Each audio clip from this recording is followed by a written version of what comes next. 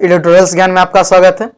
आज हम लोग क्लास 10th का NCERT एक्सरसाइज 7.1 का क्वेश्चन नंबर 8 को करेंगे। चलिए क्वेश्चन देखते हैं क्या है। अभी अपने बुक में देखिएगा क्वेश्चन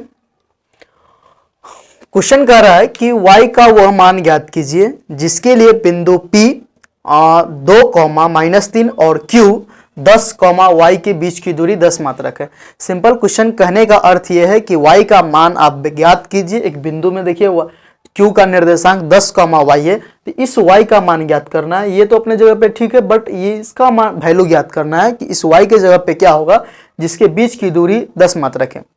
अगर फिगर में समझे तो देखिए यहाँ पे मान लेते हैं सपोज कोई ग्राफ होता x एक्सिस और y एक्सिस। x का जैसे यहाँ पे समझिए p का निर्देशांक जैसे क्या लिखा हुआ है 2, -3, तो p का आगे हम लोग ग्राफ पे समझेंगे जब पूरा क्वेश्चन को सॉल्व करेंगे। उसके बाद निष्कर्ष देखेंगे ग्राफ पे क्या आ रहा है, ये हम लोग क्वेश्चन सॉल्व करने के बाद देखेंगे। तो p का निर्देशांक दिया हुआ था 2, -3, तो p का निर्देशांक x एक्स पे 2 और y एक्स पे -3 यहाँ पे आ गया एक सपोजिट बिंदु। अब q का जो निर्देशांक है 10, y, तो x एक्स पे तो 10 तो ठीक है, लेकिन y एक्स पे क्या होगा, तो y एक्स पे हमें कुछ पता है तो नहीं, तो वही है इस y का मान ज्ञात करना है बशर्ते जो pq के बीच की जो दूरी है ये आपको 10 दिया हुआ है।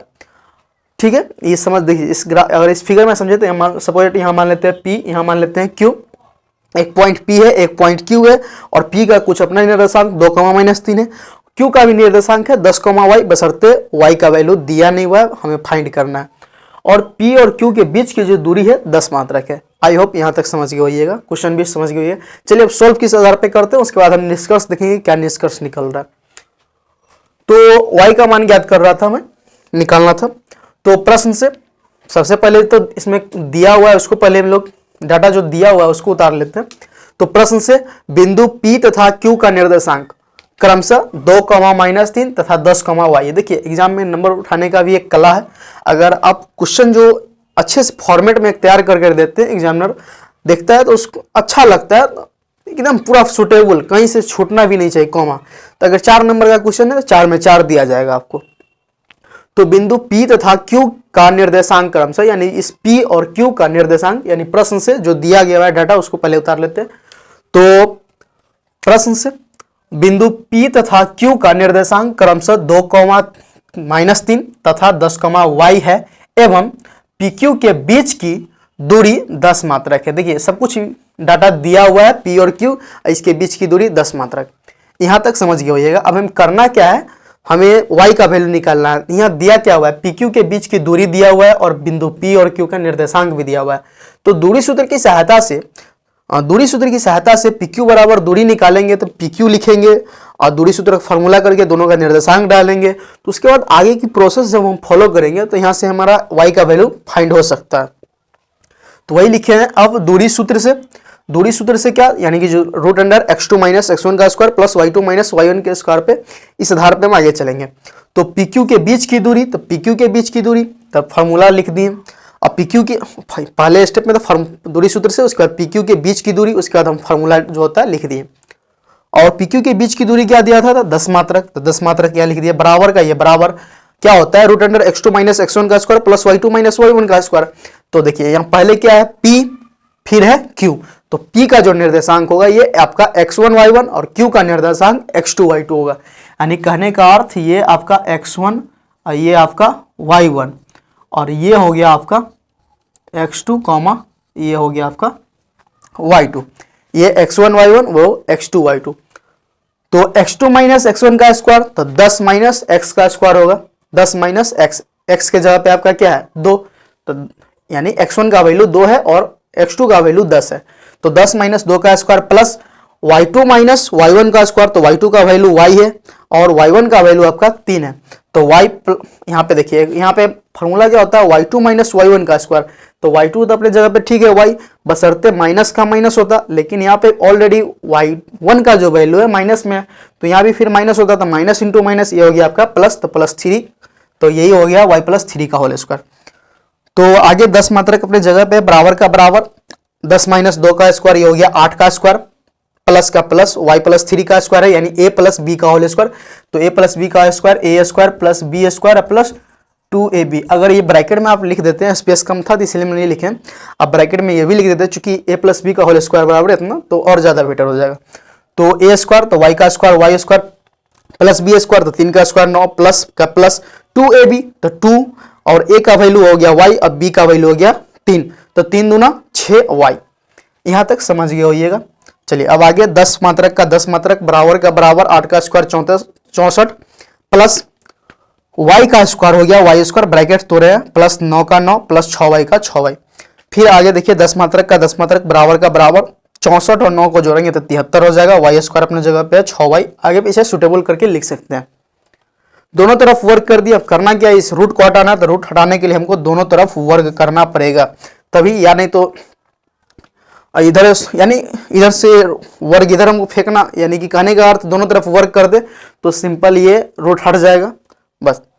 तो दोनों तरफ कर रहे हैं तो 10 का स्क्वायर बराबर इतना का स्क्वायर, तो 10 का स्क्वायर तो हो गया 100 बराबर का बराबर स्क्वायर से ये रूट हट गया, तो अंदर जो संख्या हुआ है बाहर निकल जाएगा, तो y square plus 6y plus 73 अपने जगह पे है। देखिए फिर आगे 10 का 10, अब इधर जो संख्या जो भी इधर संख्या है सबको उठाकर हम यानी कि जो RHS में है उसको हम उठाकर LHS में लाते हैं, तो इधर से जब इधर से उठाकर इधर लाएंगे तो जो साइन चेंज हो जाता है, जो प्लस होगा माइनस में और माइनस में होगा जो प्लस में।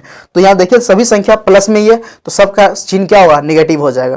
तो वही लिखा है 10 अपने जगह पे minus y square minus 6y minus 73 equal to 0। यहाँ तक आपको समझ आ गया होगा। फिर आगे देखिए अब सुटेबल कर लेते हैं, पहले घटा लेते हैं, 100 में से 73 घटाएंगे तो ये हो जाएगा 27 प्लस 100 था माइनस 73 था, 100 में से 73 क्या था, ये प्लस 27 होगा, तो minus y square minus 6y और माइनस 100 में से 73 क्या था, ये हो गया आपका 27। फिर देखिए सब में से माइनस हम कॉमन निकाल लेते हैं, तो सब में से माइनस कॉमन निकाल लें तो इसमें से माइनस निकल गया तो बच गया y स्क्वायर, इसमें से माइनस निकला तो प्लस 6y, यहाँ पे प्लस था माइनस नहीं था तो माइनस कॉमन लेने के लिए माइनस ही देना होगा, तभी तो इस ब्रैकेट को अगर तोड़ते हैं इस माइनस के साथ गुना करते हैं तो माइनस इंटू माइनस यहाँ पे प्लस हो जाएगा बराबर 0 का 0। फिर ये माइनस को उठाकर हम उधर फेंक देंगे, उधर जाने के बाद ये भी 0 हो जाएगा, 0 में माइनस देने से कोई फर्क पड़ेगा ही नहीं, तो बचेगा क्या, ब्रैकेट टूटेगा तो y square plus 6y minus 27 equal to 0, y square अपने जगह पे। देखिए फिर अब इस यहाँ तक आपका समझ आ गया होगा, कॉन्सेप्ट यहाँ तक आपका क्लियर होगा। अब देखिए अब क्या करेंगे, यहाँ पे फर्स्ट इंटू लास्ट करना होगा, इस स्टेप में फर्स्ट इंटू लास्ट करेंगे। फर्स्ट इंटू लास्ट करने का अर्थ गुणनखंड तोड़ेंगे, गुणनखंड तोड़ने के बाद हम लोग y का वैल्यू निकल जाएगा, क्योंकि गुणनखंड टूटने वाला है y square plus 6y minus 27, तो इसको तोड़ेंगे कैसे, फर्स्ट इंटू लास्ट करेंगे, y स्क्वायर माइनस 27 से गुना करेंगे तो माइनस 27 y स्क्वायर, 27 का गुणनखंड कर तोड़ते हैं तो 9 3 27, तो वही लिखे यहाँ पे y square plus 9y minus 3y। अगर 9y में से 3y घटाते हैं तो 6y तो आ ही जाता है ऊपर वाला टर्म, ये अपने जगह पे है प्लस इस 6y को लिखे 9y माइनस 3y, गुणनखंड के लिए आगे तोड़ने प्रोसेस करने के लिए माइनस 27 अपने जगह पे इक्वल टू 0। तो y स्क्वायर अब देखिए अब इसमें से आप देखिए इस दोनों टर्म को देखेंगे तो कुछ कॉमन आ रहा है। इस स्टेप के बाद इस स्टेप को समझ लीजिए, क्या किए हैं, फर्स्ट इंटू लास्ट किए हैं, फर्स्ट इंटू लास्ट करने के बाद y स्क्वायर में माइनस 27 से गुना किया तो माइनस 27 y स्क्वायर हुआ, 27 का गुणनखंड तोड़े हैं तो 9 गुने 3 कर सकते हैं, 9 3 27, तो वही लिखे हुए हैं इसके जगह पे 9y माइनस 3y बस। अब गुणनखंड कैसे तोड़ता है ये नहीं आ रहा है, तो बेसिक का सीरीज आ रहा है, लगातार देखते रहिएगा, ठीक है। चलिए अब आइए इसमें देखते हैं, इस दोनों में देखिए कुछ कॉमन आने वाला है, इस दोनों में भी कुछ कॉमन आना है। इसमें देखिए y कॉमन आने वाला है, इसमें -3 कॉमन आने वाला है, इसमें y दोनों में है, इसमें -3 इसमें भी है, -3 इसमें भी है, क्योंकि 9 3 क्या होता है 27, तो इसमें से y कॉमन निकाल दिए तो y स्क्वायर में से y कॉमन निकल गया तो केवल y बचेगा, प्लस का प्लस, और 9y में से y तो बाहर निकल गया तो अंदर बच गया 9। फिर दोनों में माइनस था तो माइनस कॉमन निकाल दिए, दोनों में 3 है, 3 का 3 और 9 3 27 या 3 नमा 27, तो 3 दोनों में से निकलने वाला है, तो 3 -3 इसमें से निकल गया, -3 इसमें से निकल गया, तो यहाँ बच गया y, माइनस तो बाहर निकल गया तो माइनस के जगह पे प्लस, और 9 3 27, तो 3 बाहर आ गया तो अंदर बच गया 9 इक्वल टू 0 का 0। फिर अब इस स्टेप में भी देखें, इस दोनों में भी तो कुछ कॉमन आने वाला है, इसमें भी ये फर्स्ट स्टेप है, ये आपका सेकेंड स्टेप है, यानी फर्स्ट टर्म और सेकेंड टर्म है, तो इसमें भी कुछ कॉमन आने वाला है, y प्लस 9 इसमें भी है, इस टर्म में भी, और y प्लस 9 इसमें भी है, तो y प्लस 9 को हम बाहर निकाल लेते हैं तो अंदर क्या बचेगा, y का y लिख दिए, माइनस का माइनस लिख दिए, और ये तो पूरा y प्लस 9 कॉमन निकल गया, तो इसके जगह पे बच क्या रहा है -3, तो -3 अपने जगह पे उधर गया, यानी इस दोनों टर्म में y प्लस 9 कॉमन था तो y प्लस 9 को बाहर निकाल दिए तो अंदर बच गया y, माइनस का ये माइनस और ये 3 का 3 इक्वल टू 0 का 0। यहाँ तक समझ आया होगा, शायद नहीं आ रहा तो वीडियो को थोड़ा बैक करके फिर से देखिए जरूर, समझना जरूरी है। तो y + 9 इंटू वाई - 3 = 0, ये अब गुणनखंड पे आ गया। इसका कहने का अर्थ ये हुआ, अब एक बार इतना बराबर भी 0 हो जाएगा, इतना बराबर भी 0 हो जाएगा। कैसे? अगर कुछ लिखा हुआ है a × b = 0 तो a बराबर भी 0 हो सकता है और b बराबर भी 0 हो सकता है। कैसे? अब a को हम इधर फेंक देंगे तो b बराबर 0 हो जाएगा, अगर b को उधर फेंकते हैं तो a बराबर 0 हो जाएगा। उसी प्रकार ये टर्म बराबर इसको गुणनखंड में, तो एक बार इसको उधर फेंक देंगे तो इतना बराबर 0 हो जाएगा। फिर अगर इसी को फेंक देंगे उधर बराबर के उस पर, यानी RHS में फेंक देंगे तो 0 बटा इतना हो जाएगा। तो 0 में कुछ संख्या से भाग देने से कोई फर्क ही नहीं पड़ता। तो इतना बराबर भी 0, और यानी y + 9 बराबर भी 0 और y - 3 बराबर भी 0। तो जब y + 9 बराबर 0 होगा तो y का वैल्यू -3 होगा, y का वैल्यू -3। और जब y - 3 = 0 हो जाएगा, y - 3 = 0, तो y का वैल्यू इधर हो जाएगा, सॉरी यहाँ पे माइनस नहीं होगा, प्लस होगा, y बराबर 3 हो जाएगा। यानी एक इधर +9 था उधर गया -9, इधर -3 था उधर गया तो +3। तो y का दो वैल्यू आया, एक आपका -9, एक आया गया आपका 3। तो क्वेश्चन के अकॉर्डिंग आपका y का वैल्यू निकालना था, तो लिखेंगे लास्ट में अतः y = -9, 3। क्वेश्चन आपका सोल्व हो चुका हुआ है। ये तो क्वेश्चन सोल्व करने का प्रोसेस था। अब निष्कर्ष क्या निकल रहा है?